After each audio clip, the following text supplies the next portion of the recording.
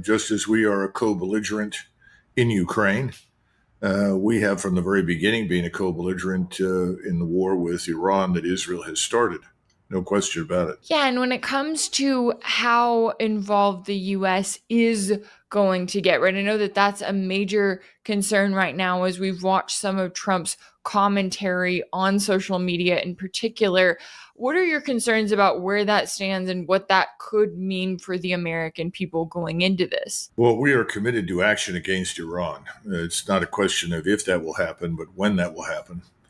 I think there has been a slight delay in order to assemble forces, air and naval, because that's effectively what President Trump is pinning his hopes on: American air and naval power. Now, understand that we have three branches of government in the United States. One is the media, the mainstream media.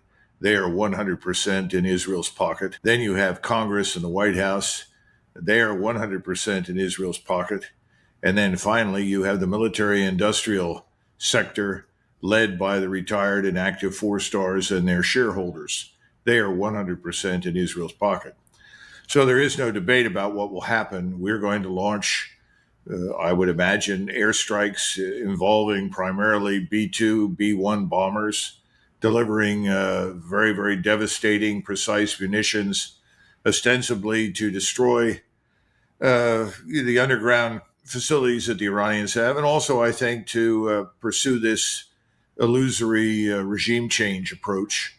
And we'll kill more people in Tehran and other places that we think are going to be, essential parts of the national leadership. The problem with all of this is air and naval power does not win wars. It never has. Secondly, it's assuming that Iran is weak and already in a state of disarray. The opposite is the case. Israel is in very serious trouble. They embarked on this war without understanding what they were doing. And I think Ben-Gvir said that by accident in public when he mentioned, we didn't appreciate the power of the Iranian missile arsenal. Well, that's an understatement. They can't stop much of anything. Iron Dove has turned out to be a sieve. Iron Dome, that is. And we're not going to be able to do as much damage as we think. I think the integrated air defenses will have an impact. Can they prevent everything from getting through? No, that's impossible. But I think it's going to retard the effort that we're about to undertake. The other thing is we have over 40,000 troops on the ground in the region. I imagine that once we attack, the Iranians will feel obligated to attack those targets. So we could lose a lot of people. We don't have the air defense network in place to stop much of it. Our air defenses have always been woefully behind the rest of the armed forces in terms of their development and investment. When I was in the Army, where you have much of your ground-based air defense, we always used to refer to them as the red-headed stepchildren. They never had enough. But we, on the other hand, had never really faced an enemy that had tremendous missile and air power. And Iran definitely has that. So I think we're at the beginning of a long war.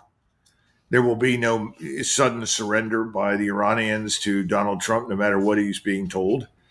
And I think he's very foolish to believe any of the people talking to him, because these are the same people that urged us to become involved in Ukraine and sponsor the Ukrainian battering ram against Russia, telling us all back in February of 2022, March, April, May, June, July, and onward, the Russians are incompetent. The Russians are running out of ammunition. The Russians don't have enough missiles. The Russian soldiers don't want to fight, on and on and on. Well, that was all nonsense, lies. Most of what is being heard in the mainstream media about Iran is also one big lie. Iran is not about to surrender. It's not going to crumble. There will be no uprising to remove the regime. So fasten your seatbelts and get ready. This is going to go on and on and on until Israel is practically destroyed. Then the question is, will the Israelis turn to a nuclear weapon?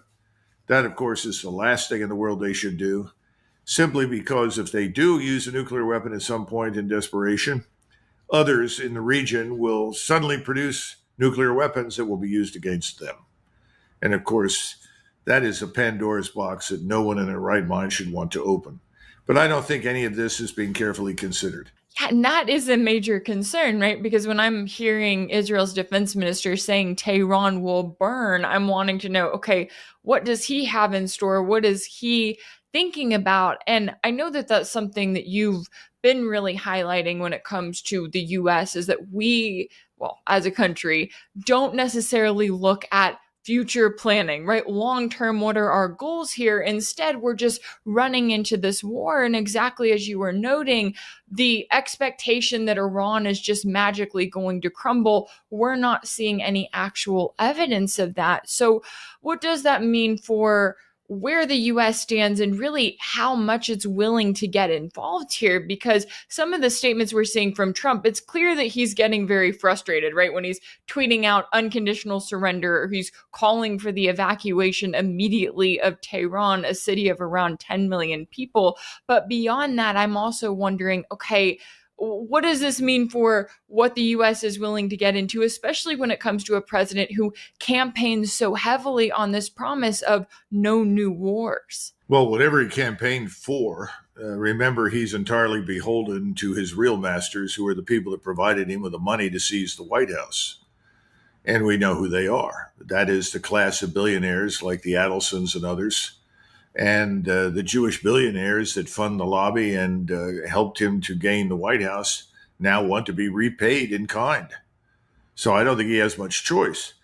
What he's done, though, is that he's listened, as I pointed out before, to the same poisonous voices that took us into Ukraine, that created this terrible monster in Ukraine and then created the war that followed, that we have lost, that the Ukrainians have lost. Now, for some reason, he's allowed these people to convince him that we can walk in, bully, and pulverize our way to success in Iran. I think a part of him likes to bully. He certainly thinks bullying tactics work, and I think it's based on his business experience. But ultimately, I think it's a serious mistake, and it's not going to work. And the question is going to be, all right, we've done this for X number of days. We've committed all these aircraft, all these missiles, all these weapons. Now what? You know, the absence of strategy results in you arriving in a place like Stalingrad or Quang Tri in Vietnam in 1968 or 69. And then you say, where am I? What am I doing? What's the point? What are we achieving? He's not asking those questions, and he shouldn't be listening to the people that are talking to him, to be perfectly blunt. But again, he has to rationalize it based on the campaign contributions and what he owes those who helped him gain the White House. It's going to fail. This is not going to work. And then the question is, how much further do you go? I don't think we can afford to go much further. And if you look right now at the price of oil, what is it, $75 a barrel? I expect that the Iranians will prevent anyone from moving through the straits unless they authorize it. They've essentially published an order saying if you're not authorized to go through these straits, face the consequences. We'll stop you or sink you. Are we going to sail most of the U.S. Army into the Persian Gulf? I don't think so. Most of the U.S. Navy. But I think we're going to sit offshore. We're going to hurl bombs and missiles at people. Historically, it doesn't make much difference. I mean, I watched this back in 1981 and 82 in Lebanon. We had a battleship at that point that was lobbing 16-inch rounds. Nobody ashore really cared. It didn't make any difference. Didn't change anything. Ultimately, we lost all these Marines in that barracks, stupidly, pointlessly, in a place where they had no business being, and accomplished nothing. Ronald Reagan, wised up quickly and said, "We're out," and left. Smart move. He got out. He didn't want to be dragged into this morass. But we're not led by Ronald Reagan. He may not have been brilliant, but he was rational. I don't think we're being led by rational people. I think it's a combination of arrogance, wishful thinking, and self-delusion. So we're on a bad path. Now, when will people pay attention to this? When the gas costs $7 a gallon. When the supply chains break down, when you can't get something to eat. When you can't do whatever it is that you want to do. That's when Americans will become interested. Now, what happens across our country? Well, we've got a lot of problems. I saw lots of Mexican and other foreign flags being flown in Los Angeles. I don't see any U.S. or Israeli flags being flown in Tehran. I think Iran is far more cohesive socially than the United States right now. So under those circumstances, I think we're on a very dangerous path. But no one's listening. It's back to those three branches of government. But when things get bad, the American people are hurting, then we'll pay attention. Yeah, all of a sudden when you start looking at gas prices and you're like, wait a second, why are we at war with Iran? Which is always interesting when it comes to the messaging there. I know that there have been some parallels drawn to the lead up to the war in Iraq, right? Looking at weapons of mass destruction. Now you have Trump in this position where he keeps using this phrase, Iran cannot have a nuclear weapon. Yet he then turned around and told reporters that he does not care about the testimony from his own director of national intelligence, Tulsi Gabbard, who told Congress back in March that the U.S. has no evidence that Iran is creating a nuclear weapon. We now have CNN admitting in a recent report that, according to their sources in the intelligence community, not only is Iran not actively pursuing a nuclear weapon, but it would still be years away from being able to target anyone with one. So what does that tell us about the logic here? They keep repeating this nuclear weapon phrase while you have Iran over here saying, hey, we wanted to make a deal with you, right? Iran's supreme leader today saying we were not posing any kind of military threat while we were in these talks. The Russians never had any plans to march west and conquer Eastern Europe. The Russians are not looking for a war with NATO. What difference does that make? It makes no difference at all if you're perpetrating a lie. And that's what we've been doing. We've been saying, oh, no, these Russians are evil. They want to conquer everything, subjugate everybody. Well, the same people are making the same argument now about Iran. Truth does not matter. What matters is whether or not people in the United States feel the pain. Now, here's one other aspect of this thing that we need to take into consideration. Our borders have been opened. We have millions and millions of people inside this country about whom we know nothing. And we know that corruption, criminality, terrorism, all of those things blend nicely. What could happen inside our country? You could wake up tomorrow morning and find out that a mall in Seattle was blown up and killed several hundred people. You could find out that someone placed a low-yield nuclear weapon in proximity to Washington. We have no way of knowing. Now, people say, oh, well, they could never do that. How many times have we heard that something like that could never happen, only to discover that it has happened? I hope it doesn't come to those things. But nobody is thinking through this thing very clearly. When I wrote the piece that was published in Zero Hedge about how to achieve peace and argued for convening a great power peace conference and going to the United Nations asking for an immediate ceasefire and telling the Israelis that we would not supply them any further as long as they were murdering people in Gaza, that had to stop immediately. Why? I wrote all of those things because you have to have a conference involving the United States, Russia, China, India, and I would argue Brazil as a great power in Latin America. And I would say they have to sit there and arbitrate these disputes and end all of this. Well, that would mean that Israel would be compelled to behave like a normal state in the region. And that's unacceptable to Israel. Therefore, it's unacceptable to us. This is a war about not just Israel's regional hegemony, which it is.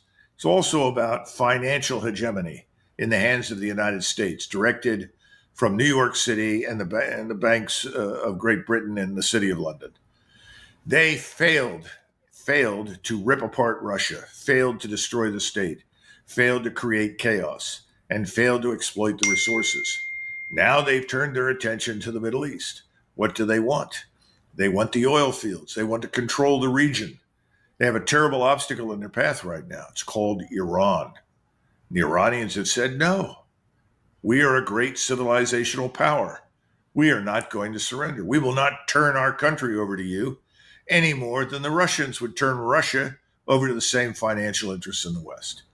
So this is another replay of the same failed strategy. And how many regime change operations do we have to run before somebody finally figures out this doesn't work? I don't have the answer, but I can tell you right now, everyone in Washington is rotten to the core when it comes to this business. Why? Because of money.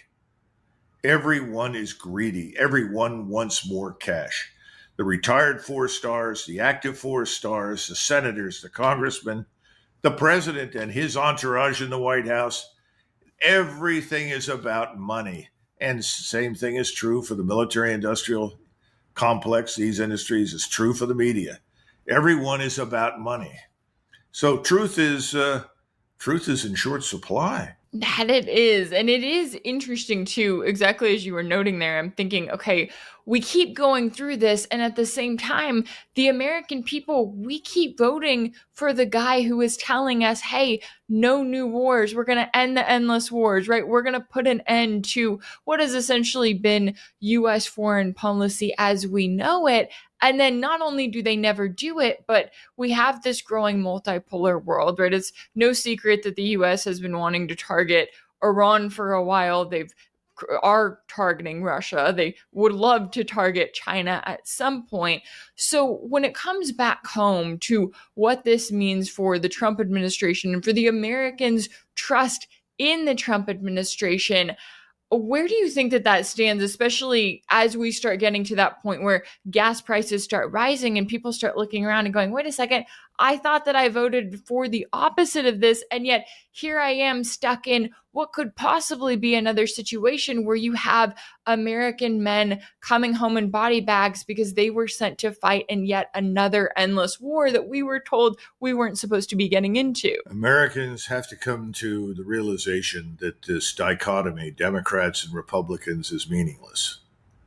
We're really dealing with a uniparty. We're dealing with an entirely corrupted, dysfunctional system. This thing that we call democracy in the United States is a scam. It's not real. It's just not real. When Louis XVI was crowned King of France, people in the streets in Paris and other cities said, "Long live Louis XVI, as long as the price of bread doesn't rise."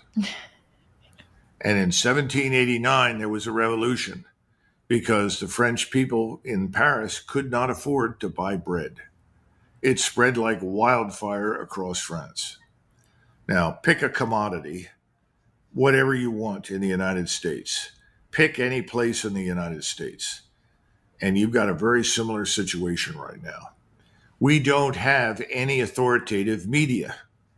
People go to people like you, Rachel, and to others in the alternative media environment to try and find out what's the truth. Because if you go to the mainstream, just go through the MSNBC, CNN, Fox, what are you hearing? It's the same narrative. Gosh, does that tell you something? We better wake up. We need truth. Where are we going to get it? You're certainly not going to get it from the United States government. The notion that we dominate the skies everywhere is absurd. This is a mix of arrogance, self-delusion, wound up together that is taking us down this dark path into a fight that we are making worse by the day. And anyone who thinks that the Russians and the Chinese, and for that matter, many other powers, I don't need to go through all the Muslim powers, are all going to sit there quietly and watch us, on behalf of Israel, utterly destroy them. In other words, Iran and anybody else in the region, they're wrong. We're only at the beginning of this thing.